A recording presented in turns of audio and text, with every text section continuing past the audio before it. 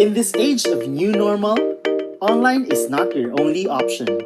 Because new normal means new learning modalities and new learning possibilities. Let Vibal make learning offline possible with Smart Class. Smart Class contains pre-made daily modules sequenced according to DepEd's budgeted teaching and learning calendar. Each module has a specific lesson duration and has day markers to guide parents and teachers in the asynchronous learning of learners. Inside the modules available in Smart Class, you will find the following elements. First, learning competencies are identified in the module openers. Kickstarters are available to test students' prior knowledge on the subject matter. This set of activities, found at the beginning of each lesson, may also serve as motivational activities. Parents of preschool to grade 2 students will also find notes to parents which contain tips and pointers on how they can guide their child while learning at home. Redefine your students' learning experience with the integration of augmented reality technology into images and illustrations available in Smart Class, making learning more interactive and exciting. At the end of each module, Long Quiz is also available to assess students' understanding of the lesson. Smart Class also features Wrap Up, a lesson ender activity that applies the constructivism theory of learning. In Wrap Up, students are expected to summarize the lesson on their own using a graphic organizer. You may also evaluate the quality of your students' learning by letting them practice their learning in real life through GRASP's formatted performance tasks. The content of Smart Class is designed for the entire academic year, and it is available for 5 major subjects, all aligned with DepEd's K-12 curriculum and covers the most essential learning competencies prescribed by DepEd. Secure your own copy of Smart Class before classes open. Contact marketing@dibalgroup.com to know more.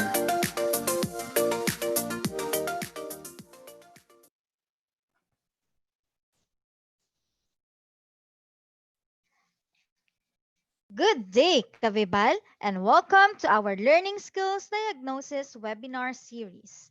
For the discussion today, the topic will be on diagnosing students' comprehension of informational and narrative text. Before we begin, take note of the following reminders.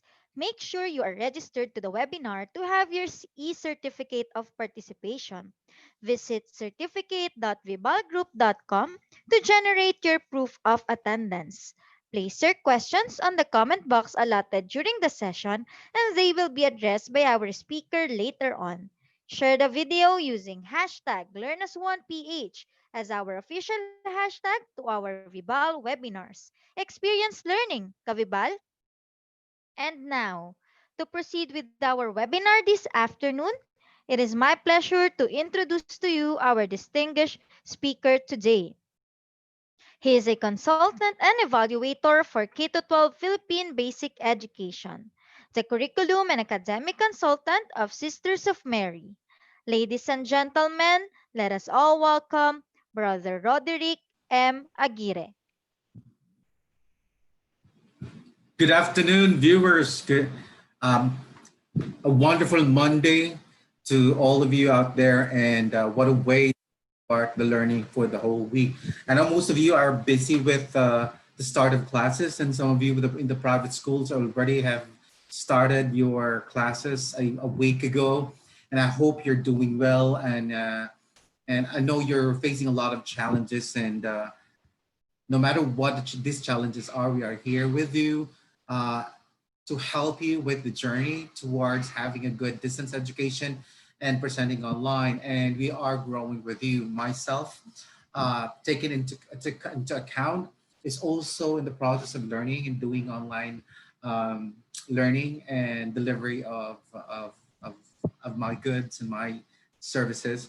Nonetheless, it does not stop me from improving myself and my skills. Although previous years and the previous months, just this year, I had difficulty adjusting to the new demands in the educational program. But little by little, we're gonna get there. But before I begin, I would like to give a shout out to the following people who've been with us, been following this webinar for the past few weeks and months even.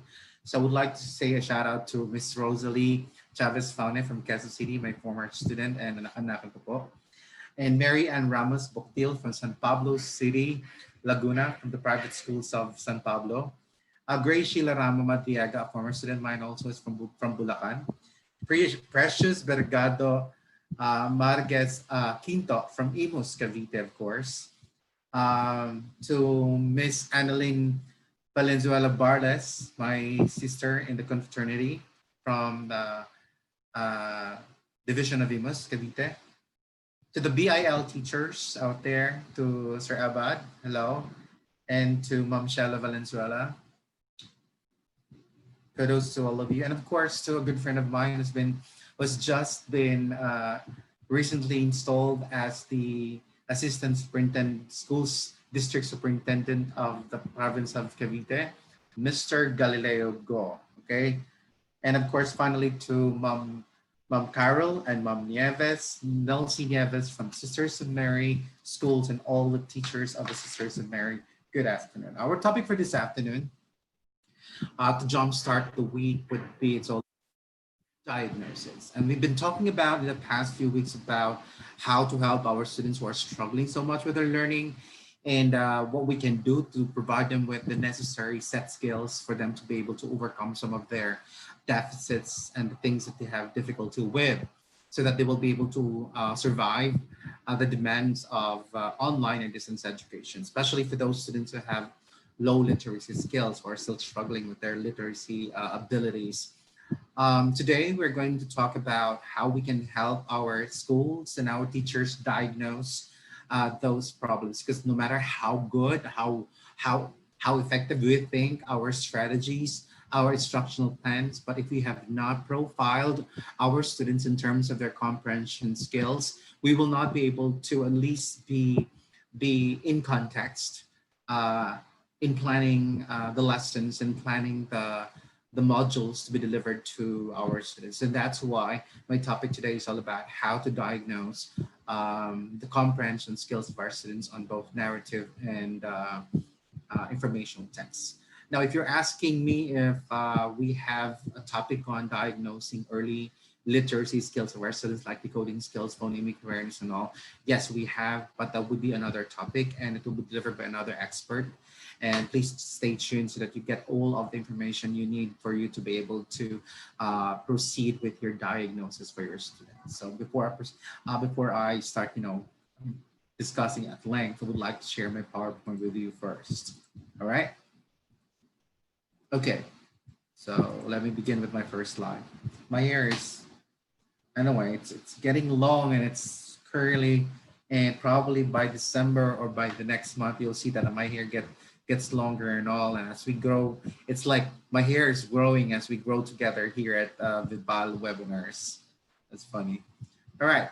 So again, if you have, if you would like to have a copy of my handouts in the handout format of this, please do not hesitate to place your request to my mediator so that they can provide you with the handouts, not just today, but also the topics that I presented in the previous months and the previous weeks. My topic today is all about diagnosing comprehension skills of students. And this is more about identifying students' strengths and weaknesses in comprehending narrative and informational text. It is very important for us teachers to know who among our students have, have possible problems.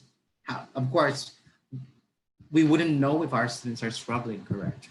By doing simple diagnosis to our students, we will now be able to at least pinpoint some of the weaknesses of our students before we start our classes, or at least before we continue on with our part 1 lessons. We will be able to identify the students who will be definitely struggling a lot, especially with the distance education, that our students will be doing a lot of individual works, individual readings of materials at home. And there's a possibility that some of those problems that have not been identified before while they were face-to-face with a teacher at school in the previous school years, right now they will emerge because they're on their own and they are now without their consent, with their consent, of course, without prior preparation. They are now on their own and independently attacking the materials sent to them via online or via courier. The point here, ladies and gentlemen, is that it is very important for us to know who our students are in terms of their comprehension level. All right. And we're going to go through our discussion using my outline, of course. We'll start with an introduction. I'll just present 3 most pressing myths that teachers have about diagnosis and diagnosing students' reading comprehension. And then we will proceed to published statement, published anecdotal record of a teacher, and analyzed by an expert as to basis for our diagnosis, our context for diagnosing students' reading comprehension, and why is it important for teachers to do diagnosis before any instruction happens. And then we'll proceed to questions, answering questions. Again, my way of discussing the topic is more of question answer format, so that it will be easier for us to get by the information. And if you have questions and clarification that you would like me to answer and make clear, do not hesitate to key in your statements and your questions on the comments box below. All right. So we are partners here, and I think it's already my third month here with Vibal and doing webinars and giving webinars, and I think we are all friends here and we're a community. So let us not hesitate and let us not be strangers to each other. I know I have not seen you in person, but I believe by you know having this kind of conversations online, we get to be um, intellectually to be together, and I think we are acquainted already because of our goal to help our students become better at what they do. Then finally, we have an open forum. This is where I entertain your questions and clarify some big concepts that you think I may not have clarified during the course of my discussion. And finally, I'll present to you summarize all what we have discussed, and I present to you some challenges that I hope you will constructively take on. Let us begin. So I identified 3 myths that a lot of teachers and most teachers in the Philippines have believed to be standing and to be true, and that's why here this topic would help us identify these 3 common beliefs of our teachers and try to explain why they're myths and not and there to be busted. Right? Let us begin with statement number 1. Okay, it's not opening at all. There we go.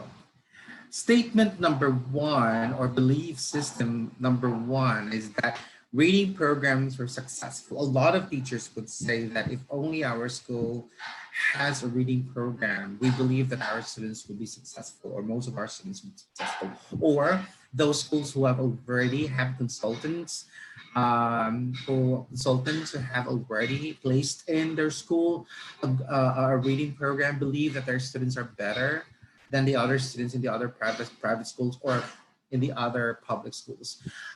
This is a myth. It's non sequitur. It doesn't follow that even if a school has a reading program, most students or all students will be successful. It depends on the reading program. The reading program must suit the kind of needs of your students, and there's no such thing as one fit all type of reading program. Okay, it has to be tailored based on the identified or diagnosed weaknesses of our students, and via this the school, or with the help of the consultant, will provide, create, and design a program in order to help the students overcome those identified strengths and weaknesses. Well, basically just no weaknesses. Therefore, it does not follow that if a school has already placed reading program, all right, even if it's in the curriculum, it doesn't mean students will be successful at it. There are a lot of factors involved in having a good reading program and being successful. Diagnosis would be one of those. Second would be planning and making the program out of the results of the diagnosis. And of course, the third most important would be the reading teacher. No matter how good the program was designed to address the weaknesses of your students, if we do not have well-trained teachers or reading teachers to handle the students, then it is still nothing. Therefore, I say statement number 1 is busted. All right, let's proceed to statement number 2. I think already started with a little formal kind of discussion, so allow me to unbutton just the topmost part of my shirt, and it's stifling me. All right, so statement number 2 says that if it's in the curriculum, then the children will learn it, and a balanced reading curriculum is ideal. Well, in the K-12 curriculum and the previous curricula in the Philippines, reading has been embedded in our curriculum in Filipino, in English, and in the K-12 curriculum in the mother tongue. And then previously within this year, or the early of this year and the last months of the last year, results showed that a lot of students that came from the K-12 program have low proficiency, and that's very interesting to know that if it's in the curriculum, since reading is embedded in the curriculum, why our students are not proficient in reading and writing. All right, because again, Okay, even if it's embedded in the curriculum, the element of the teacher is not there.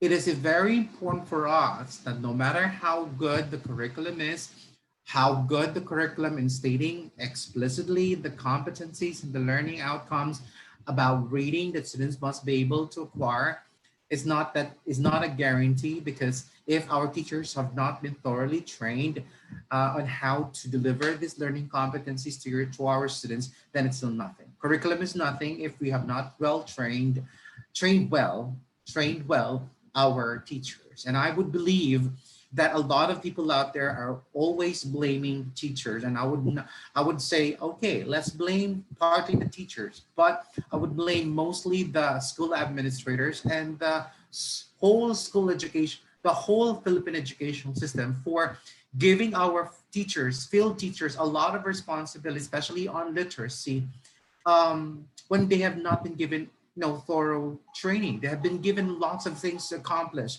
documents to finish, and yet there were few trainings provided for them on basically providing them with the necessary skills to be able to teach young children to be able to read in the early grades. So let us not blame readily our teachers. Let us blame the whole educational system in the Philippines. Right? And therefore, statement number 2 is busted. No matter how we state all of these learning competencies about reading and how to teach beginning reading, and if training and professional training is not provided for our teachers, one deal shot, 3 days is not enough. It should be for me, it should be a lasting, a longitudinal, a lifetime perhaps, a program for all our teachers to take on. Alas, the problem in the Philippines is that we believe that if our teachers have taken, 3 days to 5 days training on teaching and reading, we believe that they already equipped. No, it takes a lot of time, because reading is a skill. And if we're teaching a skill, therefore our teachers who are supposed to teach the skill of reading should also be skilled readers. All right. Let's now have the last statement. Short-term tutoring for struggling readers can help them catch up with their peers, and the gains made will be sustained. All right, this is not true. Right? Short-term tutoring is not a guarantee that our students who have, problems with reading will be able to overcome that in a short time, in a short period of time. It needs a longer time. These are skills that leads one to another higher form of skill. And if the skill that they have not acquired are compounded and they're in high school, then it will take more than just a month or 2 months. We can come up with a program that is intermittent, and it could be provided to our students, struggling readers, our students, probably like once a month, or no, one program per month, and then in another month or in a quarter. But it doesn't have to be just short-term tutoring or a one deal shot program. There must be what we call as follow-up program, part of it, follow-up and continued support to our students. And therefore, statement number 3 is busted. All right. That will provide you with an anecdotal record, a situation of a teacher on how she utilizes diagnosis on trying to understand teachers, and how diagnosis play a great role, a great part in planning for the instruction of our students. Let's read. Right. Tessa loves teaching fourth grade. And each year she understands her students better. Look, and each year she understands her students better. This is her 3rd year. But every year, 5 or 6 of her students pose challenges for her because of the difficulty they encounter reading some of the materials she assigns, particularly for social studies and science. Even though she has taken several courses and workshops in teaching reading and writing, she's still unable to assess her student-specific areas of strength and difficulty. Thus, Tessa has decided to take a course in reading diagnosis. She hopes to acquire sufficient skill and assessment to understand her students' reading as she meets with them daily and to learn how she can provide them with appropriate instruction and support. Now, it is clear in this anecdotal record from teacher Tessa that she had to admit to herself that knowing how to teach reading is not enough to be able to teach students how to read. In fact, she realizes that she needs to acquire set skills of being able to diagnose students really well. Because if she doesn't have a profile, the early profile of students in terms of their strengths and weaknesses in reading as they enter in a grade level, she will not be able to tailor a learning plan or a module or lesson plans or learning plans, however you call them, to suit the developmental needs of the reading developmental needs of students, because our students enter the school, enter the classroom in a grade level with varying literacy levels. And a lot of what's stated in our curriculum are for general types and average types of students. What if there are students who are coming in who are struggling readers or who are still beginning readers for that matter? So how would we know? And what if there are students who are or way beyond that level of weeks, beyond the level that we expect them to be in that grade level? How will we be able to come up with an enhancement program or enhancing activities for the students and not make them feel that they are being left behind, or they will feel, easily bored of the lessons because they already know that? These are the things that we need to take in before coming up with plans. And Tessa, for me, is a good teacher who reflects on what could she do to help the students better. And she's now on her third year of teaching, and her mind keeps on thinking how she can help her students. How can she understand, identify what her students need most so that she can tailor fit the learning plan she's going to design for the school year. Let's proceed. This year, she is keeping her eye on a group of about 7 students. 3 of them are quite far behind. They are having difficulty reading selections from third grade reading series. All right. She's a fourth grade teacher, and she found out that some of the students who came from the third grade are still struggling with third grade reading materials. What more if they encounter readings in fourth grade? Definitely they will struggle so much, if not, get frustrated. She's particularly curious about what John actually knows about reading and writing. She's asking the following questions. What are John's strengths on which I can build? How can I help John feel that he's part of the classroom group and encourage him to continue to develop his reading strategies? Now, I like Tessa because what's in her mind first and foremost before starting the school year is that knowing who her students are. Most Filipino teachers would just plan out immediately their lessons, our lessons, without getting the profile of our students. And I have been advocating to all teachers in the Philippines and even Department of Education, telling them that we should give more time. We should provide more training for our teachers to help them make certain diagnoses of their students. And it's not enough that we put that in our curriculum. We need to provide our teachers with the skills, the concrete skills to be able to actually do diagnosis. For me, instruction is nothing if the instruction is not appropriate to the needs of the learners. And for us to know the needs of our learners, diagnosis is very important.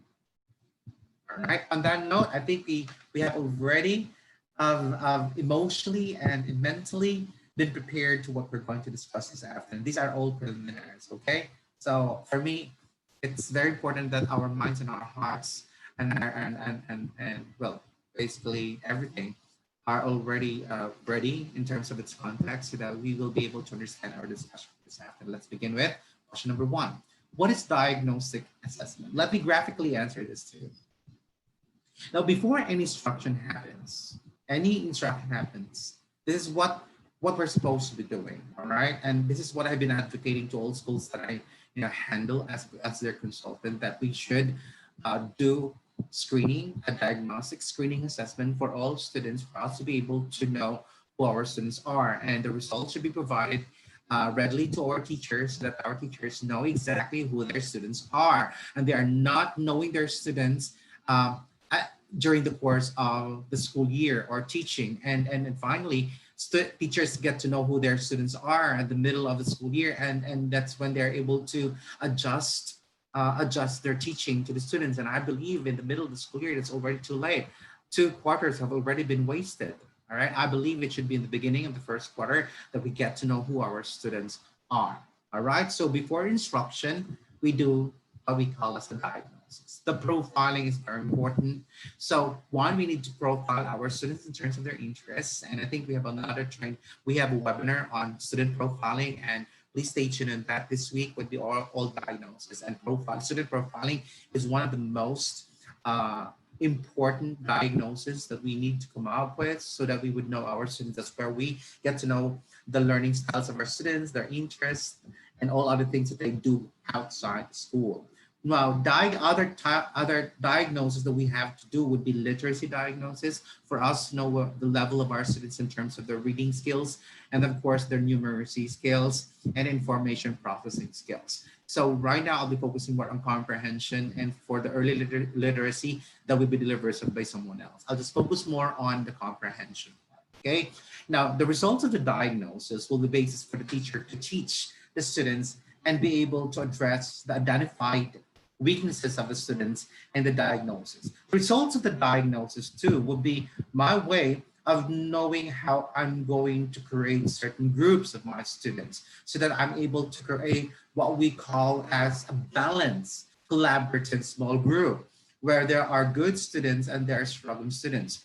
If our teachers do not know who their students are, and they do it by the rule of thumb and the rule of observation, especially for the distance education, it is really difficult for our teachers right now to identify students who are struggling because they have not seen their students. They have no way of seeing their students in terms of their behavior and in terms of their answer. They will only know their students after, probably the first tests have been delivered to them, and if they get to realize that some students have not grasped the lesson. And then I think, one whole module have been wasted of that. So we need to know the results and diagnosis, and this is what the topic is all about, okay? And the teachers are able to do intervention. It just so happened that most of our intervention topics were given last week. So right now it's on diagnosis. So whatever the results of this would be, you go back to the webinars and the topics that we delivered last week, all right? Then after instruction, okay, we will now be able to evaluate whether our instruction was successful or effective. Okay, the point here, ladies and gentlemen, is that how would we know that how effective, how can we evaluate whether our instruction for the whole school year was effective if we do not know the entry level of our students? So we need to know the entry level of our students so that we will be able to compare it with their exit levels, all right? And if, say, this is their entry level, say average, and then their exit level is above average, we could say that the instruction happened in between is really effective, all right? What teachers are doing all the time in the Philippines is just teach and teach and teach and teach, and not keep on modifying their teaching every year, not knowing that there's a possibility that the things that they've been doing for this year were effective and they don't have to modify them for the next year, depending again, of course, on the needs of the students. But the point here, ladies and gentlemen, is that how would teachers be able to know which of those activities that they came up with were effective or not for a specific type of group of students? We need to help our teachers be able to identify which of those plans that they created were really, really good. All right. So that's what diagnosis is all about. In short, a diagnostic assessment, all right, is a form of pre-assessment where teachers can evaluate students' strengths, weaknesses, knowledge, and skills before their instruction. It is a summary of what students should have acquired, okay, in the previous school years or in the previous grade levels that are prerequisite to the grade level.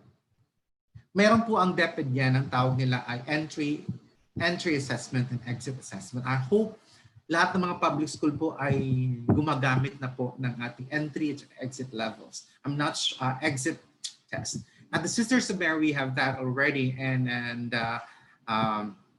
well, I hope that most of the teachers see the benefit of having the results of the exit tests. Okay, we call it a unified test. More so, an identical assessment may be given post-instruction to identify if students have met a course's required learning objectives. It's not what we call as the exit test. So that we will now be able to, so the exit test of a grade level, say the end of a certain grade level, say grade 4, will also now be the diagnosis basis for teachers of the receiving grade 5 teacher to know whether students have improved themselves in the previous school year. So dapat ganun po ang nangyayari. Okay? May entry level, exit level, entry level, exit level. Para yung mga test results ng test sa entry level, basis po kay teacher na tumanggap na basis niya para kung paano siya magtuturo. Tapos ang exit level naman niya, basin niya kung effective siya. So effective yung ginawa niyang plano. Yung kanyang exit test also becomes also a diagnostic assessment for the receiving teacher. The results would be basis for her. Sino pa sa kanila sa tingin ko ang hindi pa nakaka-master ng dapat nila na master as prerequisite skills for grade 5. All right. I hope schools will do that. All right. Now we're clear about the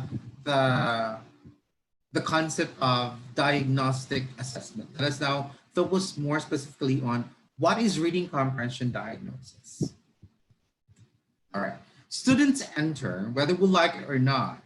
Okay. Even if our students come from the same grade level, using the same curriculum, using the same books, using the same activities. Nonetheless, despite all of this, standardized way of teaching our students, are probably norm-based teaching of our students, students still enter the classroom with diverse backgrounds, skills, and literacy.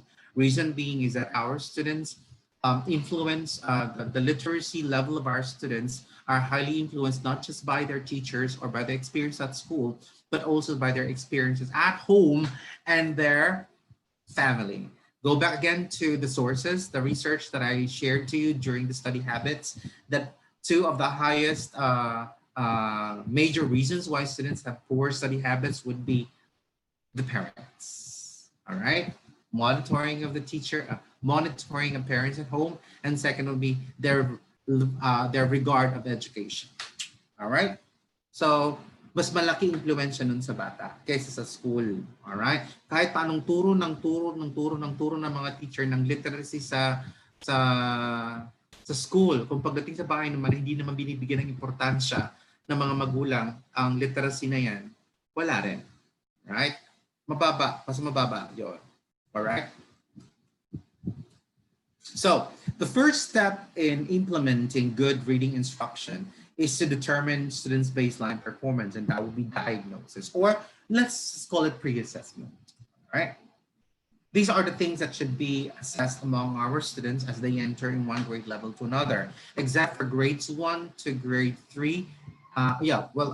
Grades 1 to grade 3, mas importante kasi ang listening comprehension skills, since they start from oral listen, oral see, and then decoding skills, very important. Next will be language comprehension skills, and then finally we have the reading comprehension skills. These are the areas that should be assessed among our students, so that in general, these are general skills in reading that should be assessed among our students using a particular grade level, a chosen grade level selection, set selection, so that teachers will be able to know the strengths and weaknesses of the reading skills of our students as they enter the grade level. All right. And for this afternoon, I'll just focus on the reading comprehension, the listening and reading comprehension, the extremes. The decoding and language comprehension will be delivered by another expert to you, okay? We're clear on that. All right. So the purpose of reading diagnosis, one is to identify skills that need review. Ano pa yung mga skills na hindi pa na-master ng bata? Hindi lahat ng bata na nanggaling sa previous grade level ay na-master nilang skills. There's a possibility that they're still, on the process of mastering it. So ano yung mga yun na dapat i-continue pa ng teacher? Okay? Although, kahit sinabi po natin na pagdating sa curriculum, sir, the curriculum says that by this year, by this school year, or by this grade level, exit na po dapat ang bata sa skills na yun. Yes, that's true. That's as far as the curriculum is concerned. But based on the results of the diagnosis, some of your students have not yet, reached mastery level of those reading skills, and therefore you need to continue on with that. All other students who have, have mastered it will still benefit from it. But if you exit it on that grade level, knowing that there are still students who have not mastered those skills, it's like, telling them that they will never learn and master those skills anymore. And what happens is that as they move on to the next grade level, since all teachers presumed that the exit skills were in that grade level, teachers will not be teaching that anymore. And the problem becomes compounded. And when they reach high school, all of these problems have already been compounded and is difficult to remedy. All right. Second would be monitor student progress, right? We need to know whether our students, we need to identify those skills that students need to be monitored on so that we would know how we can come in terms of intervention, all right? Or in terms of what intervention to provide them with. Next would be guide teacher planning and instruction. As I've been mentioning that, the results of diagnosis will be basis for teacher how he or she can modify so that it will be based on the needs of the learners. And finally, evaluate effectiveness of the instruction. We need to know based on the results whether yung entry exit niya, tapos pagdating sa entry level ng bata, sa exit level niya, mas mataas siya dapat. Alright? Kasi ganito lang po yan. Pumasok ang bata na matalino, lumabas siyang mangmang, wala siyang alam, aba, hindi maganda ang pagkakuro. Wala man lang improvement. Sir, pumasok siya na average ang kanyang skills sa reading. Pag-graduate niya, ganun pa rin po. Aba, wala pa rin naturo. Ang bata ang magaling, hindi si teacher. Sir, ang bata po, mahinang-mahina. Pumasok po, below average. Pero graduate po siya ng average above. Effective. Merong epektong ginawa sa teacher. Ito po dapat ang malaman natin. When we would like to evaluate the effectiveness of our teachers, let us not solely evaluate our teachers based on the lesson plan submitted on time, attendance of our teachers, the documents submitted to whoever requires those documents. What we want to evaluate our teachers on is their effectiveness on delivering the curriculum to the students. Sana lahat tayo nakafocus lang doon. Lahat ng teachers nakafocus lang sa relationship ng teacher at saka ng estudyante. Ang daming pinapagaw kay teacher. Paano nga naman sila magiging effective? All right.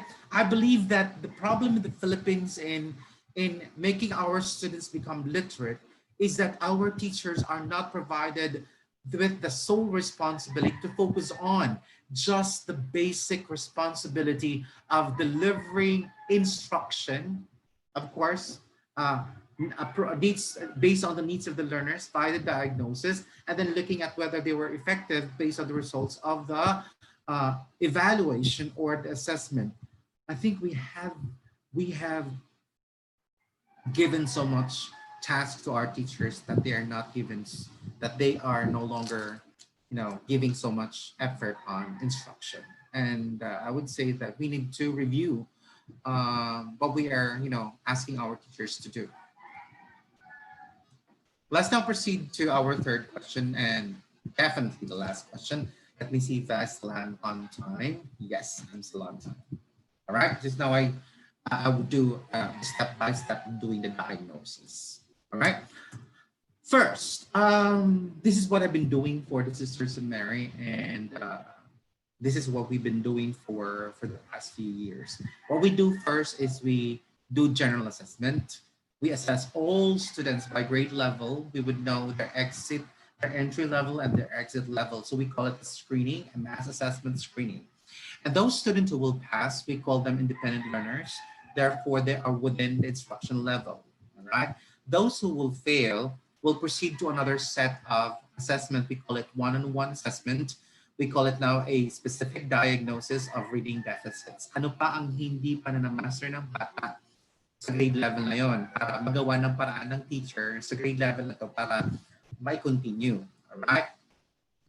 And the part, ang i-diagnose sa mga bata sa one-on-one assessment po namin ay yung listening capacity, yung listening comprehension ng bata. According to Timothy Shanahan, one of the leading experts on reading in the world, okay, I met him way back 2004 or 2005 in the International Reading Association, a presentation here in the Philippines, when it happened here in the Philippines. And I had the chance to talk to him about, I was really interested on early literacy and the relationship of listening skills, early listening comprehension skills to reading. And since he's one of those reading experts who is until now, who is thoroughly doing research a lot about the relationship between listening capacity and reading comprehension, I asked him about this. Why do we need to identify the listening capacity of our students if you want to know the reading comprehension of our students? He said that there's a close relationship between the skills of listening capacity and reading capacity. Although the modalities and the set skills in terms of critical thinking and evaluative thinking in terms of progress in the future, reading would be more in the sophisticated level, where as we keep on reading and reading, we get to be more sophisticated in our information processing. But it all starts with listening. If our students, he said that if our students can process information, comprehend information via listening, then there's a possibility that our students can easily acquire skills in reading, since some of the basic comprehension skills in listening are also some of those basic comprehension skills in reading. So if I would like to analyze, I would like to know whether my students have problems with listening. And since most of the interaction happening inside the classroom and the teacher-student relationship is via listening and reading, we may want to also assess and diagnose whether on those two modalities our students have problems with. There's a possibility that our students have problems with listening but do not have problems with reading. So we can just have, say, by listening problem lang ang bata. Pero ang bata na may listening problem tapos hindi makaintindi, ibig sabihin ng bata marunong makinig at meron siyang basic skills, gagamitin natin ang kanyang listening capacity to teach him how to read. So at least meron po tayong a foundation skill to build on the reading skills from our students. And according to Timothy Shanahan, listening capacity is a good foundational skills to build on teaching beginning reading or teaching reading skills or teaching reading comprehension to our students. Next, we have decoding skills. All right, so we need to assess our students in terms of decoding skills. We need to know specifically which of those decoding skills our students have problems with, like phonemic awareness, phonological awareness, alphabet knowledge, and so on and so forth. All right. Next would be language comprehension in terms of vocabulary, their background knowledge. We need to assess them on that. And finally, we have the reading comprehension. Let me focus more on the listening capacity and the reading comprehension, okay? And the decoding skills and language comprehension will be mentioned, but I will not discuss that because that is not my topic for this afternoon. Otherwise, I will not be able to finish for just an hour and a half. All right, I'll just focus on listening capacity and reading comprehension. All right, these are the steps that we do. First, on listening comprehension, okay, we do this. We need to choose a passage for the student to listen to. So it should be a grade level selection. And for you to be able to identify a passage, you may want to create your own.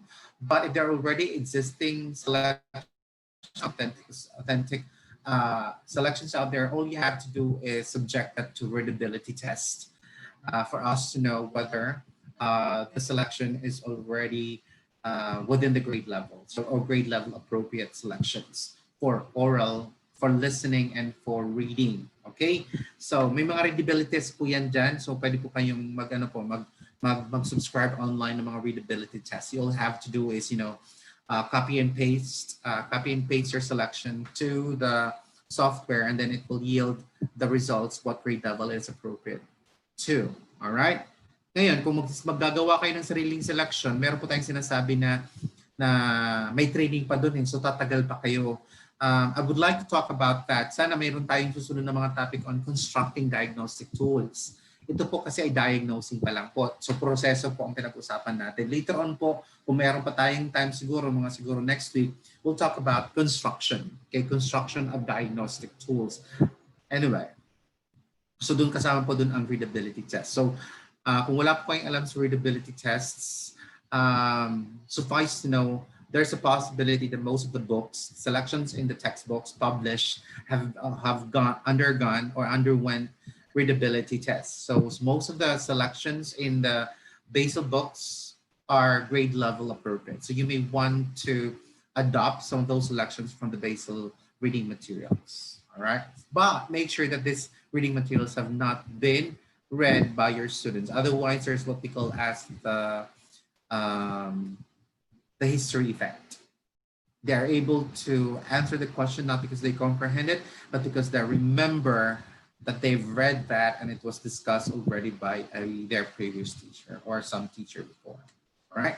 Next, let the student read aloud the passage twice using grade level appropriate oral fluency, intonation, and enunciation. That means you as a teacher will have to read aloud the selection. Now, if you have a problem with the reading aloud it with proper oral fluency and intonation, enunciation, what you can do perhaps is record it or have someone record the selection so that you play it twice to your students, okay, or to an individual student. The listening comprehension can be, the listening of a selection can be delivered as a class, okay? Even the answering of the questions as a class. Pwedeng hindi siya individual. Pwedeng individual, pwedeng mass po siya. All right? As students' comprehension questions, literal and interpretive about the passage listened to, all right, rate the student's response using an individual student response sheet. Okay? Kung ito ay individual po, kaharap mo ang bata, tapos hawak mo yung kanyang individual response sheet, tapos hawak naman niya yung makikinig lang siya. Okay? And then praise the student, always smile. Kasi nga, there's a possibility hindi niya masasagot dahil takot siya sa'yo. So, simula pa lang, kung nagdadiagnose ka ng dapat pleasing personality. So, hi. So, yes, praise the student for his or her effort and tell him that you will proceed to another activity. Ang ginawa ko pong design for the Sisters of Mary of Diagnosis is mayroon na po siyang script. Mas maganda pa kasi may script kasi nga I assumed that not all teachers being hired by the school have backgrounds on making diagnosis. So here's an example of that. So listening comprehension. Andiyan ang ano. This is not a timed exercise. Say, I am going to play a record 2 times. Listen carefully to the story the first time in order to get the general drift. Then, on the second time the story will be played, pay attention to details. Do you understand the instructions? First, play the story, listen very carefully. So kung play po siya. Kung hindi play, ang sasabihin mo, I am going to read aloud to you a story twice. Listen carefully. So kayo po ang paggumawa ng instrument po kayo, diagnostic instrument, tingnan nyo kung anong modality ninyo. Kung kayo may audio po kayo, di yung script nyo may ano. So bakit kailangan may script? You'll have to give your teachers a script dahil baka si teacher ay nagbigay na ng mga clue. Yung, uy, makinig ka na maayos ha. Magkaiba kasi yung nagbibigay ka ng instruction na may nagbibigay ka ng clue. So our instructions must be clear, objective, but at the same time, delivered nice to our students. Okay? Sample lang po natin ng read aloud ng teacher. Basahin po ito. Okay? Kunwari, ano na tayo ha, listening comprehension tayo, assessment. Math po, isang buong klase o kaya lahat ng grade 5, kunwari, or grade 6. Good morning, grade 5 students. Kahit online po yan, students. I will read aloud to you a selection 2 times. Listen carefully to the story the first time in order to get the general gist. Then on the second time that I will read aloud to you the selection, pay attention to details. Do you understand the instructions? Okay, if you do, this is the first time I will read aloud the selection. Listen very carefully. A wolf who was out. Dapat hindi makikita ng bata ang selection ha. Dapat kung ganito, ikaw lang nakikita nila sa video. Kung online po ang assessment niyo, ikaw lang nakikita ng mga estudyante. Alright? Or kung reading aloud. Kung audio, i-play mo lang yung audio. Pero kunwari read aloud ito. A wolf who was out searching for a meal saw a goat feeding on grass on top of a high cliff. Wishing to get the goat to climb down from the rock and into his grasp, he called out to her. "Excuse me, dear goat," he said in a friendly voice. "It is very dangerous for you to be at such a height. Do come down before you injure yourself. Besides, the grass is much greener and thicker down here. Take my advice and please come down from that high cliff." But the goat knew too well of the wolf's intent. "You don't care if I endure myself or not. You don't care if I eat good grass or bad. What you care about is eating me," said the goat. All right, I will now read the selection the second time around, but this time, pay attention to details. Right? So read the selection the second time around. Hindi ko na ulitin ha. Pero dapat ganun ng speed, enunciated ang sounds. Hindi, a wolf word, dapat may tamang intonation.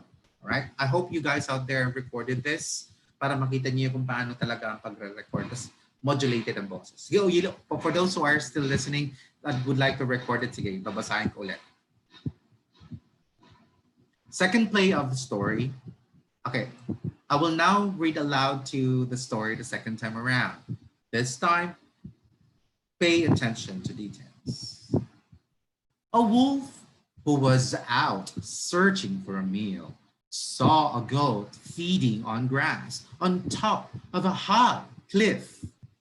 Wishing to get the goat to climb down from the rock and into his grasp, he called out to her.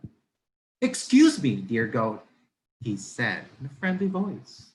"It is very dangerous for you to be at such a height. Do come down before you injure yourself. Besides, the grass is much greener and thicker down here. Take my advice and please come down from that high cliff."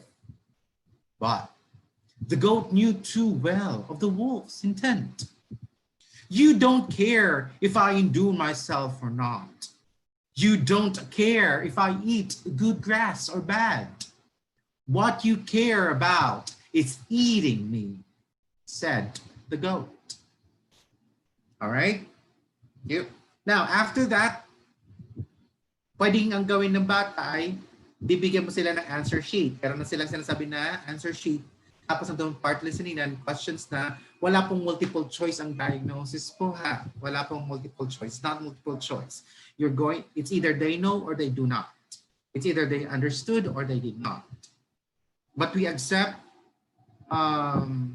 similar ideas. So let's now have, ito gagamitin nila. So you're going to ask 6 questions out of the listening comprehension na binasa mo lang 2 beses. So ito, sasabihin mo na ba? Sorry. Answer the questions that I will ask you. I will say the question twice. When I say answer, That's when you write down your answer on your answer sheet. Do you understand the instructions? All right, repeat the instructions. Answer the questions that I will ask you. I will say the questions twice. When I say the answer, when I say answer, that's when you write down your answer on your answer sheet. Do you understand instructions? Very good. Question number 1. Dapat hindi nandun ang sagot, syempre. Pinapakita ko lang sa inyo kasi itong script ng teacher. Okay? Kasi hawak-hawak ng teacher yung script, yung diagnostic instrument. Tapos yung sheet naman na to, itong sasagot ng answer sheet ng bata, nasa kanya. Sasagutan niya. Alright? Question number 1. Who are the characters in the story? Who are the characters in the story? So nandoon ang mga elements, kung ano ang mga elements ang tinasagot doon. Okay? Number 2. What was begin? So begin, dapat sa begin your answer. Stop. Second question. What was the problem of the wolf with the goat? What was the problem of the wolf with the goat? Answer.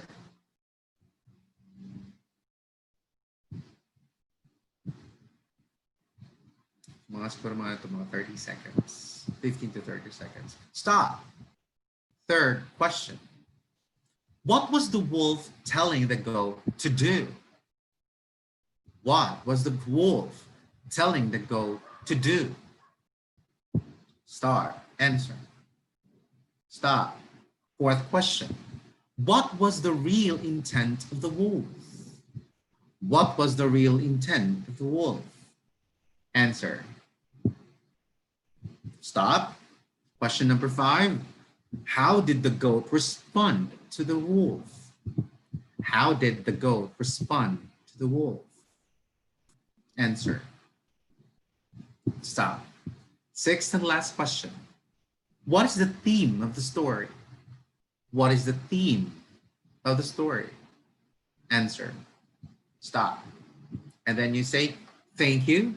Let us now proceed to the next listening activity. Huwag mong sabihin the next test. Mas madali tanggapin ng bata na parang exercise lang sa. So you may say, let us proceed to the next listening exercise or listening activity.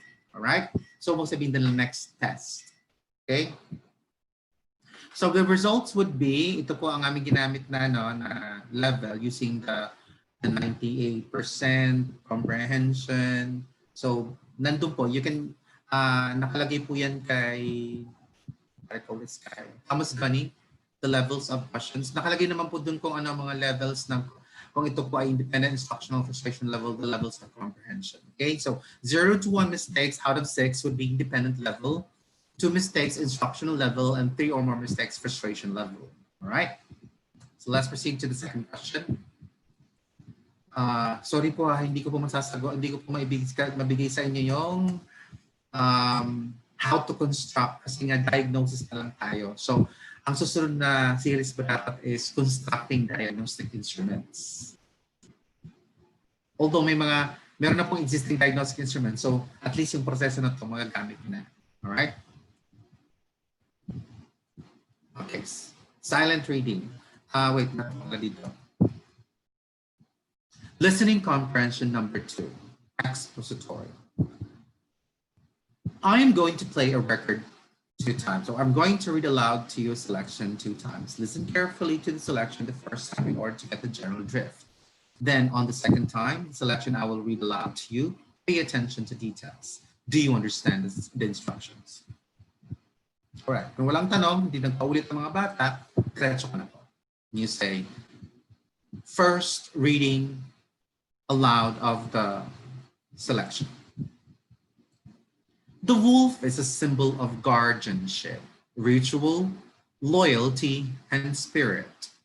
Wolf has the ability to make quick and firm emotional attachments and often need to trust their own instincts. Wolves have keen senses, large canine teeth, powerful jaws, and the ability to pursue prey at 60 kilometers or 37 miles per hour equip the gray wolf well for a predatory way of life. A typical northern male may be about 2 meters or 6.6 feet long, including the bushy half-meter long tail. Their personality traits are those of powerful instinct, intuition, and high intelligence.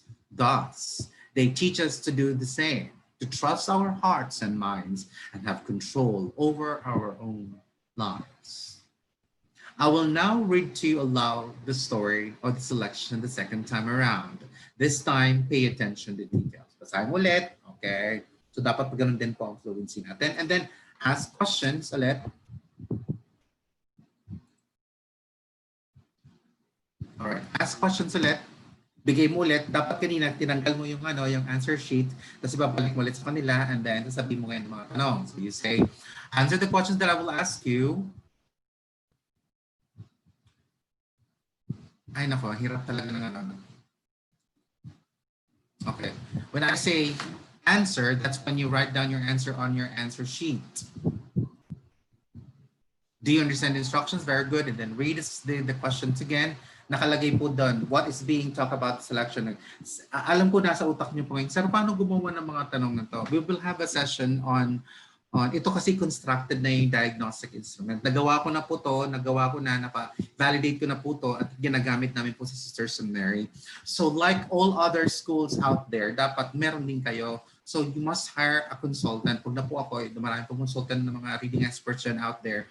Hire nyo po para makagawa po ng instrument na na-contextualize. There are a lot of international reading instruments or reading comprehension diagnostic instruments. Kailan po yung konteksto po ay pang-Amerikano, pang-Australian, pang-Switzerland, pang-Singaporean. Kailangan po, ganun din po ang proseso, pero dapat ang gagawin pong mga materials po ay within the context of the Philippines. Bakit po Wolf ang inano po natin dito? Dahil nga, based on our survey, ang mga bata ay mas attuned to dogs and the canine family. So yun ang mga pinamili namin. Meron kaming survey muna ng mga interests. Okay? Same po. So the scoring system would be again on 0 to 1 mistake independent level, 2 mistakes instructional level, and 3 or more mistakes. And then we proceed to the third, which is silent reading exercises. The silent reading exercise is composed of two again, narrative and expository. So what do you do? How do you do it? First, tell the student to read the oral reading passage once more, but this time silently. So silent lang po siya. Kanina, ikaw sorry, ang pawis ko, nagpunas ako. Kanina, ikaw ang nagbasa. This time around, ang mga bata magbabasa. Pero, silent lang. Silent reading po sila. Okay? Silent reading sila. And time po yun. Naka-time siya. So once the student has finished reading the passage, retrieve back the passage and ask him her comprehension questions that's ranging from literal to interpretive questions about the passage. Record the responses of the students using the student response sheet. Thank the student for participating in the activity and inform her that you will be providing him or her with the detailed results of the activity. Palagi activity lang ng results. Okay? Example po tayo, narrative 1. Ito po yung naka-laminate na papel tapos ibibigay sa bata. Alright? Kung hindi naka-laminate po, ito po yung nakalagay sa kanilang mga ipapa-distribute sa mga bata para isa-isa. Alright? Or naka-flash po siya para lahat sila sabay-sabay basa. Kasi may lang naman siya. Short passage lang siya. Okay? Let's read. Silent reading po tayo. A man and his wife owned a very special goose. Every day the goose would lay a golden egg which made the couple very rich. Just think, said the man's wife.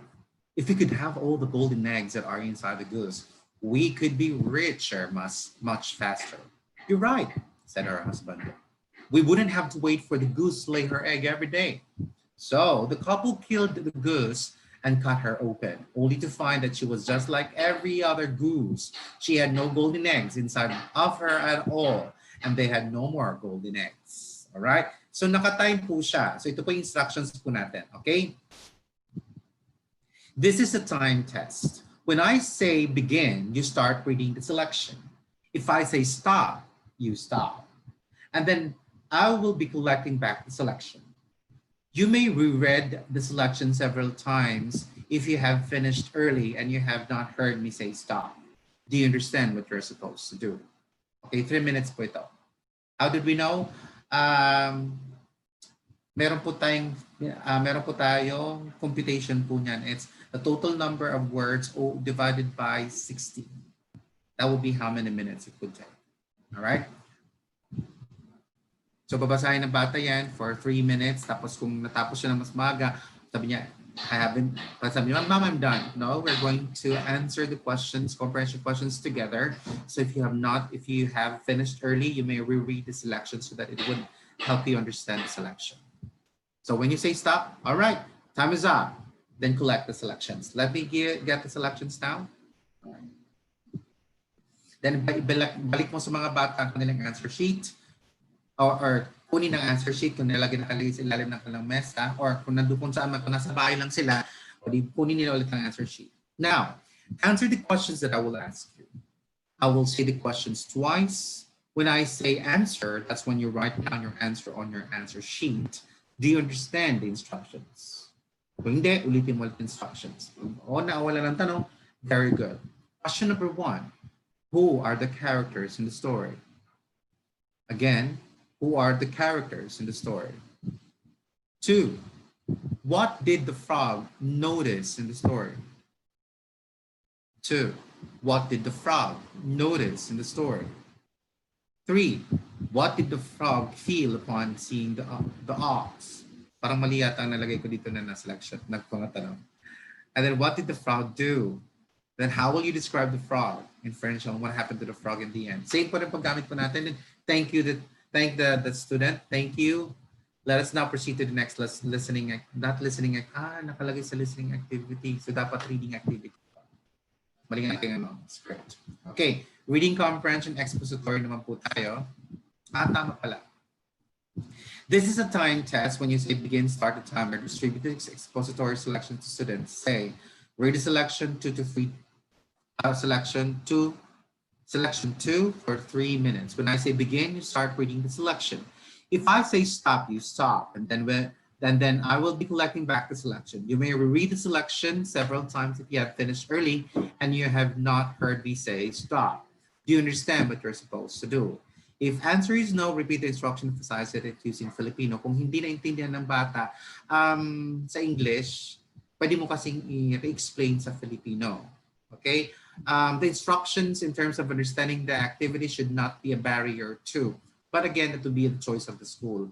If you think your school has implemented an English-speaking campus and it extended to the homes, then I do not see the need for the translation to Filipino, but say it's mostly for the public schools and our students may not have the vocabulary to understand oral instruction. So pwede mo siyang i-translate para at least yung focus ng bata ay yung comprehension, not comprehension of the instructions.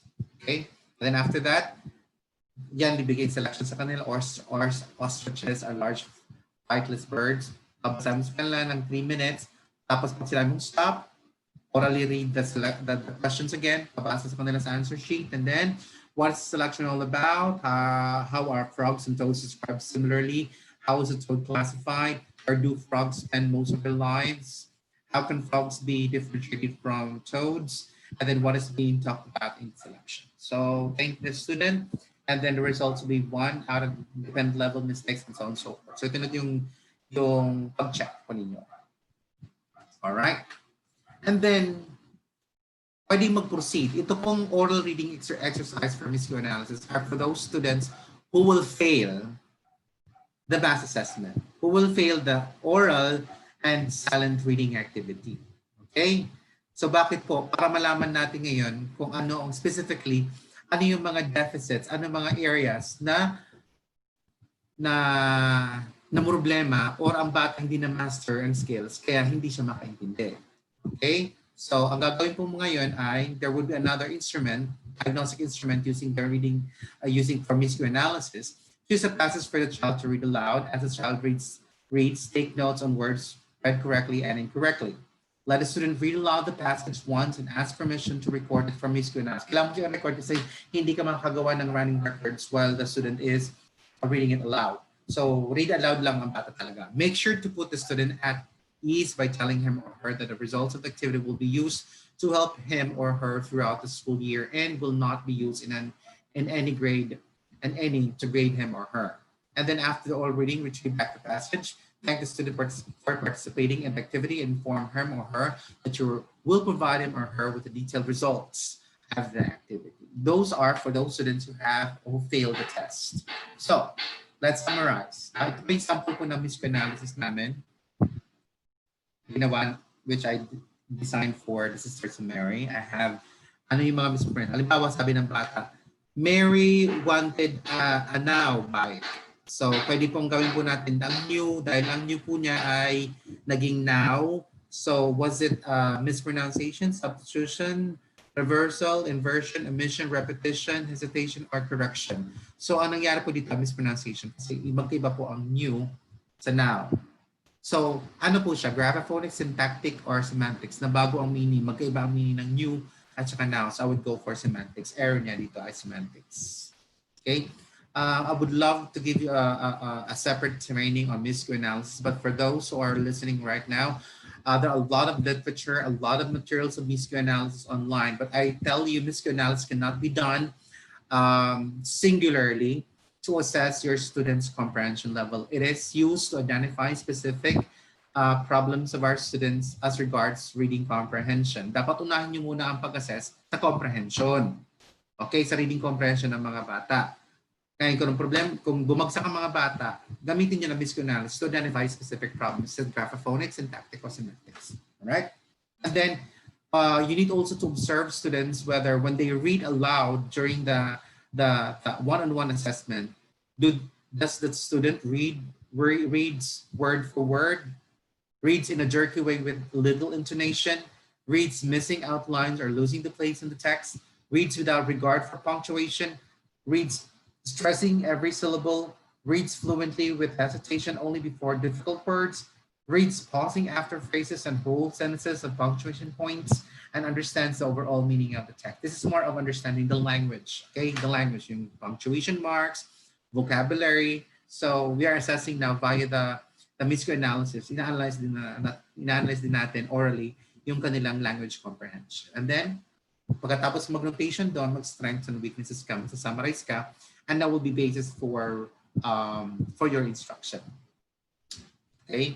On that note, so, na-assess natin ang bata ng listening capacity to reading comprehension, and then decoding will be given by another topic, language comprehension will be given by another webinar.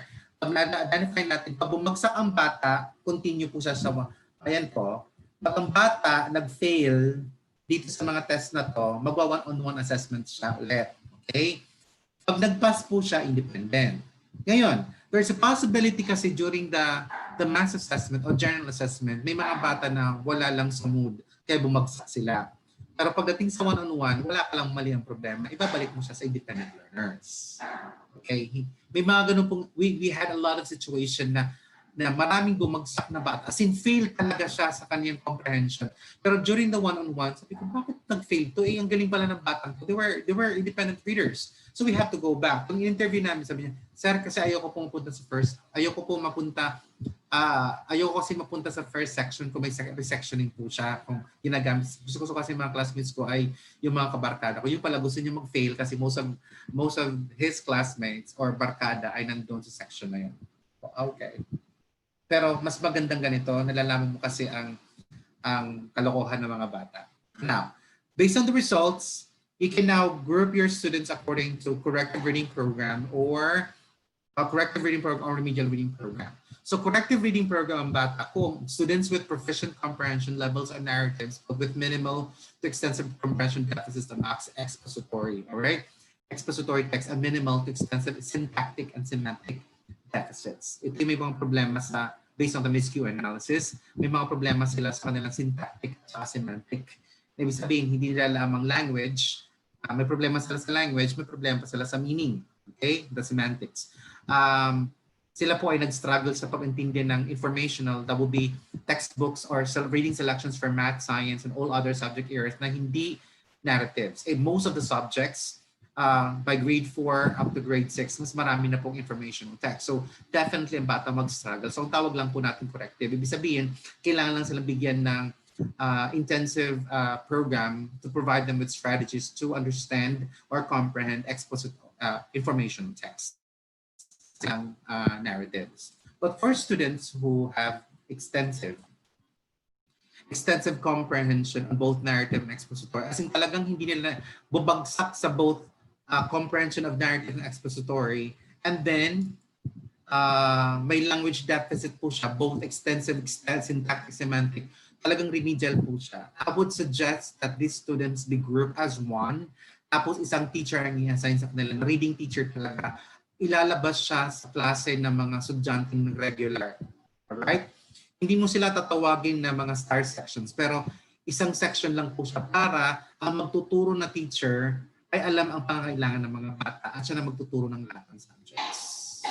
That is for the early grades. Pero kung ito po ay nasa for the early grades, especially for grade 1 to grade 3 na pwede natin gawin self-contained na isang reading teacher magtuturo ng lahat ng subject area tapos lahat ng estudyante na remedial, isang section siya para ma-focus ang kanilang literacy skills at the same time learning how to understand selections in other subject areas. Pero kung sila po ay nasa grade 4 hanggang high school na po sila, tapos remedial reading po ang kanilang program, you need to enlist the help of the other subject area teachers to help you with the program. Kasi dapat turuan din sila na i-transfer yung skills ng mga bata ng reading skills in the subject area. Ang problema po kasi talaga sa higher grade levels is that most of the content area teachers assume that their students are already readers. So I suggest na magkaroon po ng separate remedial reading program for the students na ang maghahawak talaga ay reading teacher. All right? With that being said, I would like now to entertain questions from the people. Again, creating diagnostic instruments is not part of my topic. It is on the process of diagnosing. So I used yung nagawa ko na po na existing instruments ko po ng diagnosis. How to create diagnostic instruments for reading comprehension is another topic altogether. Miscue analysis for diagnosing specific graphophonic, syntactic, and semantic miscues of students will be another topic altogether. Those are for constructing diagnostic tools for reading. This is diagnosing. All right. With that being said, I know you have a lot of questions, so I'm now ready to entertain questions. Jillian, please. Thank you very much, brother. Now we will proceed to the question and answer portion. Our first question is from Marian de la Paz. What if we lack of materials to properly diagnose students' comprehension skills? And how can we do that in distance learning? Ma'am, yun nga, the distance learning, mas madali nga po sa distance learning kasi you can deliver it individually. So sa distance learning, so kung listening po siya, all you have to do is read aloud without showing the selection. And then ipa-flash mo lang, parang through PowerPoint, pa-flash mo lang yung questions.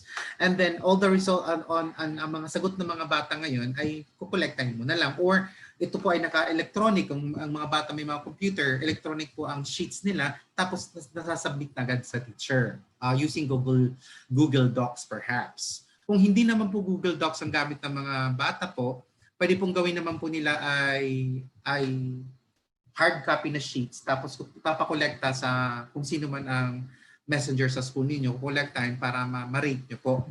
Okay? Sa Sisters na meron ginamit po namin ay, ano ba itong ginamit namin? There's an app for it. Nakalimutan ko na talaga. Parang ini-scan lang siya. Anyway, I'll include that later on when we have a new topic tomorrow when I talk about how to make modules. Mas madali po i-deliver itong ang diagnosis to students via online kasi nga po pwede mong gamitin ang platforms ng PowerPoint, papakita mo sila ang mga reading selections, you don't have to print them out, you'll have to flash them tapos sabay-sabay nila babasahin tapos nakatime po siya. Now the question on the materials, yun lang po. For the Department of Education, for those in the public schools, for the early grades, you may use EGRA. That's Early Grade Reading Assessment in English. That will be for grade 3, for Filipino in grade 2, and Mother Tongue in grade 1. Now, if you don't have a copy of that, please you may want to inform your supervisors supervisors in English and Filipino mother tongue to get you a copy of these instruments in the central office. Isa po ako sa consultants na naggawa ng EGRA na yan. And I was hired by USAID for the Philippines, and then we contextualize and we standardize. And I think also it's been incorporated in the ELNA, that's Early Language Assessment and Language, or ELNA, LNA, Early Language Numeracy Assessment.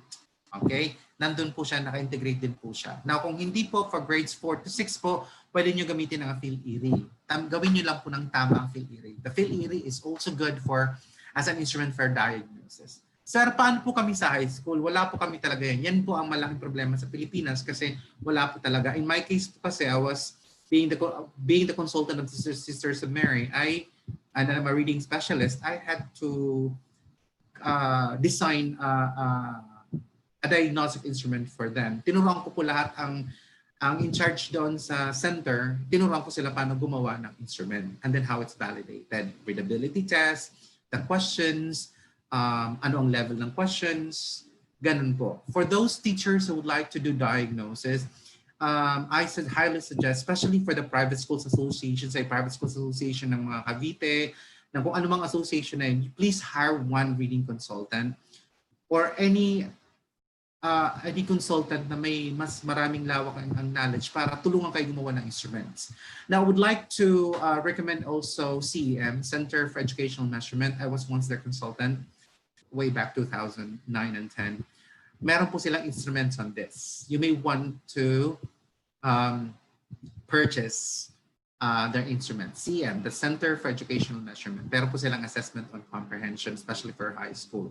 So kung wala po talaga, I highly suggest each school create their own assessment tools. Kung hindi pa kayo nakagawa po nun, hindi ko po alam kung paano gagawin. Pero importante kasi talaga na may diagnostic tools kayo per grade level as the entry level at saka exit level para well-informed po si teacher na tumatanggap. Ano ba ang literacy level ng mga estudyanteng tinatanggap po? Kasi baka ang haba-haba ng mga selections na pinabibigay ko, ang haba-haba ng mga grades na pinabibigay ko, yung pala struggling readers sa mga estudyante ko. Without this information provided for our teachers are at a loss in how to help our students. So I am encouraging all school administrators, both public and private, to invest more on diagnostic instruments for every grade level on literacy and numeracy. Ito naman po ang pinaka-importanting dapat i-analyze natin sa mga bata, literacy and numeracy, kasi ito ang dalawang skills na tumutulong sa bata na mag-survive sa lahat ng academic programs natin sa school. Alright? If students have good foundation on their literacy and numeracy, then I think our students will have easy way of learning math, sciences, on all other subject areas using literacy and numeracy. Okay, so sorry po sa kung wala po kayong instrument. For the elementary po, again, EGRA Mother Tongue for grade 1, EGRA for Filipino grade 2, EGRA for English grade 3, or ELNA. Please contact for the public school po ito, contact your supervisors on English, Filipino, or Mother Tongue to help you get a copy of this instrument from the central office. If not from the central office, from the regional office. Kung wala sa regional office, sa division office. Sir, may kopya ba kayo nun? Of course, may kopya ako dahil ako yung consultant yan. Nasa akin namang original copies niyan kasi isa ako sa mga nag-design niyan. Pero syempre, in respect to central office, dahil binigay na po namin yan sa kanila, sila na po dapat ang magda-download, magbababa yan sa inyo. But I'm more than willing to give orientation how the EGRA is utilized. I know a lot. Marami po akong mga kasama doon sa EGRA nun. Dr. Gutierrez is one of the experts, Dr. Paralumaneron, and Dr. Dino Campo. Kung wala po kayong instrument for high school, gagawa po talaga kayo. You'll have to create one using readability tests. Hanggang dun lang po talaga magawa ko. Pero masasabi ko lang po, please invest more on diagnostic instruments. Hindi nyo babaguhin yan eh. It will be fixed eh. Yun na po ang sinasabi po natin na entry and exit test on literacy and numeracy. All right, thank you very much. Do we have a second question, Jillian? Thank you, brother. Our next question is from Bebet Kalipara. The DepEd had been adopting the multiple choice type of test to determine comprehension. Are you amenable to Away. It depends on the focus. If the assessment is for summative and formative, for summative, pwede po siyang multiple choice. Pag formative po siya at saka diagnostic, I'm totally against that because we would like to know whether they know or not. Pag summative kasi is we would like to know the quality of the recall. Pag formative kasi, we would like to know talagang nalaman ba niya o hindi. Kung diagnostic din, alam ba niya o hindi. So hindi dapat multiple choice. It's supply talaga. Ang dami po natin dapat aralin in terms of creating assessment tools po, you know. I am for multiple choices for summative tests kasi the summative test is looking at the quality. Magkaiba kasi ang formative assessment sa summative assessment. The formative assessment is for us to know whether they are getting it or they are learning from it. So it's either they know or they do not know. So hindi ako mag-multiple choice sa formative assessment. Pag ito po ay summative assessment na po, I know that my students already, kasi nag-formative assessment na sila eh. Ibig sabihin, nalaman natin na nakukuha na nila. Sa summative assessment, I would like to know the quality, ano ang level ng pagre-recall at pagpuproseso nila. So pwede ako mag-multiple choice because only through multiple choice that I will be able to create assessment STEM that assesses students different levels of processing using the taxonomy. Thank you very much. Thank you, brother. And our last question is from Being Ginid. Sir, how can we assess listening capacity here in our place? Most of our learners do not even have smartphones or laptops.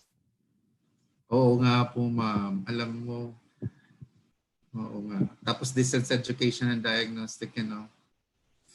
Wala rin silang audio, radyo. May ginawa kasi ang Cagayan de Oro. Ang ginawa nila ay ginamit nila ang radio station, local radio station to air out. Tapos talagang nagkaroon sila ng gano'n. I don't know if it is still being continued on today, but there was a time na yun pong ginawa na po ng Xavier University. I was one of their consultants too. Not one, but the only consultant na hinire nila. That can be done. Kaya lang depende ulit sa local government yan eh. If the local government knows the importance of literacy, to help their constituents become better members of society and their community, they would invest so much on literacy, especially in diagnosis, para malaman niya paano sila makakapasok para tumulong. Alas, what we can do perhaps here is hindi niyo po talaga maasas ang listening capacity hanggat hindi well-trained. Alam nga naman ang magulang, baka ang magulang mali din ang kanyang oral fluency. So instead na ang naintindihan ng bata, hindi niya maintindihan dahil si nanay at saka si tatay mali ang pagkakabasa. Hindi mo pwede nating i-record dahil wala nga silang player, dahil poorest of the poor nga naman sila. Ang ginawa kasi namin sa Sisters of Mary ay mass eh. Kaya lang, siyempre staying sila sa school. Sa inyo po na nasa mga bahay po sila, wala po. Siguro take out na lang listening capacity. Gawin nyo take out listening capacity, diretso na lang kayo sa reading. Ang ginagawa lang naman po natin na magkaroon ng assessment on listening capacity is the possibility na meron na silang basic skills of comprehension via listening. So, kung bumagsak ang bata sa reading comprehension, then kung wala kang listening test, kasi nga sa distance education, then i-assume mo na lang po na may problema din siya sa listening comprehension. So, no need for you to do listening comprehension. Pwede ka na lang reading. Ang reading kasi pwede mong i-modular, ipapadala mo sa kanila kasama doon, tapos ibabalik mo lang. So, naka-booklet type po siya ng test, tapos babalik mo lang sa'yo. So, pwede po yan. So, I'm suggesting na take out the listening capacity since gadget-wise, kulang ang mga bata at maka-compromise din naman ang results. So, just focus on silent reading. Comprehension, diagnostic parts of your instrument. Thank you very much. I would really love, this is very interesting. That's why I suggested to Bibal na diagnosis po talaga this week. Kasi nga sabi ko, wait lang, nag-intervention na tayo pero hindi pa tayo nagto-talk about diagnosis. Dapat diagnosis muna. Pagkatapos ng diagnosis ay creation of diagnostic tools. Pagkatapos ng diagnostic tools ay evaluation of results. How do we use the results? How do we interpret the results for us to create the proper modules? Eh nangyari na una na ang modules, di ba, presentation. Anyway, it's a process. It's a process of refining our services to you guys out there. But it's very much appreciated that you guys are listening to us. And we are here personally, I really would love to share the things I've been doing, and that's my mantra in life. This is how I was trained by my mentors before, that knowledge, if not shared, is nothing. So this is here. I am here trying to help you out there. So I will suggest to Vibal that the next series of topics will be constructing assessment tools. Thank you very much. Thank you very much. That's all the questions we have for now. Any last reminders to our viewers for today, po, brother? Thank you very much. I appreciate you guys out there, but we need to end my talk, and there are other several topics that you need to attend for the whole week of series of diagnosis, right? So here are some of my conclusions, some implications, just tying loose ends and posing challenge to teachers and primary caregivers out there, right? So it is important to keep in mind the goal of this process, diagnosis. What's wrong? What's the hang up? What's getting in the way of learning or of students providing what they in fact actually know? Dapat daw ang iniisip ng mga teacher, ano ang cause, bakit nahihirapan ang bata? Diagnosis is a way of identifying the root cause of the problem of the students. Like my topic last week was about identifying the root cause of the poor study habits of our students. And we found out that the root cause of the poor study habits would be at home, their experience at home. But remember, literacy is taught at school, hindi sa bahay. Magkaibang ang study habits sa bahay nagsisimula. Pero ang pagtuturo ng pagbasa at pagsulat at pakikinig ay nagsisimula sa school. So kung ang bata hindi marunong magbasa at hindi marunong magsulat at may problema sa pakikinig, critical listening skills, na tinuturo ko specifically sa school, din sa school dapat may problema nun. So dapat ang tanong ng mga teacher, saan nagkamali? Saan nagkaroon ng breakdown sa pagtuturo sa bata? Sa elementarya po ba? Kung sa elementarya po ba, ito ba ay sa early grades or sa middle grades? Anong mga hindi naturo? Para kung nasa level ko siya, magagawin ko ng paraan. Ang tanong ko ulit, may kapasidad ba ako para turuan ng bata? Kung ngayon identify ko na ang problema ng bata, kaya ko bang punan ang pangailangan ng mga bata? Baka kailangan ko ng training din. So, hindi lang intervention para sa mga bata ang pagtuturo ng pagbasa sa mga bata, kundi intervention din para sa mga teachers, kasi there's a possibility that no matter how efficient, effective the diagnosis that they provide for our students, and the results are, are called, are ready for the teachers to evaluate and use for planning, and yet our teachers are not provided with the ample opportunity and trainings to be good teachers of reading, regardless of the subject that they teach. Wala pa rin gamit yun. Right? Next. The big idea behind diagnostic teaching is to illuminate and remove barriers to students' understanding. Alamin natin kung ano mga problema ng mga bata. Alright? And, sorry. And this isn't about good grades. Pag nagda-diagnose na tayo sa mga bata at nag-intervention na tayo sa bata, huwag na natin isipin ng good grades or high-level thinking or compliance or even understanding. Rather, the goal is to establish a pattern of diagnosis, of diagnostic teaching, so that you shift our focus from teaching and reteaching to systematic guided diagnosis of academic performance barriers. Sometimes, alam po natin na hindi pa nakuha ng bata ang basics, siguro i-compromise muna natin ituturo sa curriculum. Unahin muna natin ang hindi pa nakukuha ng bata, kasi kahit tapusin na dati ng curriculum, kung yung mga skills na dapat nakuha ng bata ay hindi pa rin, edi ipopromote lang din ng bata natin sa isang grade level na wala pa rin natutunan. Again, yun po problema sa Philippine education system. We need to finish the curriculum, and the basis for an effective teacher is looking at whether natapos ang curriculum o naituro lahat ng nasa curriculum. Dapat hindi Dapat siyan po natin dapat ay tatlo. Ang results ng diagnosis, ang results ng post-test, at saka ang curriculum. Paano kung hindi kaya ng teacher nga lahat yun? O di dapat mayroong support system din ng school. Alright? Finally, let's read this expert from Ren Sebastian. Ren Sebastian said that I really love Ren Sebastian. He took certificate of teaching in Harvard University. Harvard University is one of my one of my dream schools I would like to graduate from. Kahit lang certificate, okay? Studies have shown that the best hope for these children is to place them full time with a strong reading teacher, a teacher who has a sophisticated understanding of the process of learning to read, a tendency to use assessment data to inform individualized instruction, and a talent for engaging students in focused and interesting instructional activities. Harvard Graduate School of Education professor Catherine Snow has reported research findings that indicate young at-risk students who are placed with strong teachers for 2 consecutive years are very likely to be successful readers.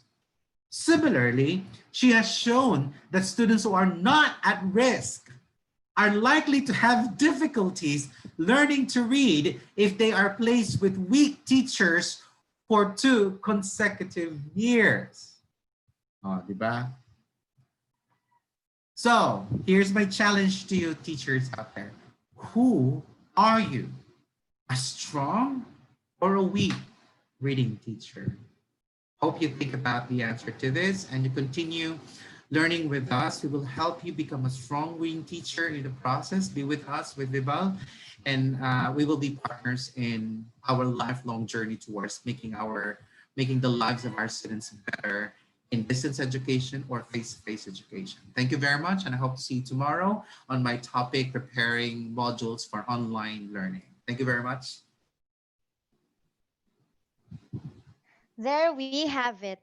In behalf of Vibal Group Incorporated, I would like to thank our speaker for today for this eye-opening and insightful learning session.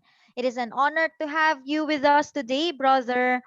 And to all our Kavibal viewers, all thanks to you for your continuous patronage to our daily learning session. We encourage you to subscribe and watch on our official Vibal Facebook and YouTube channel. Muli, maraming salamat at magandang araw sa ating lahat.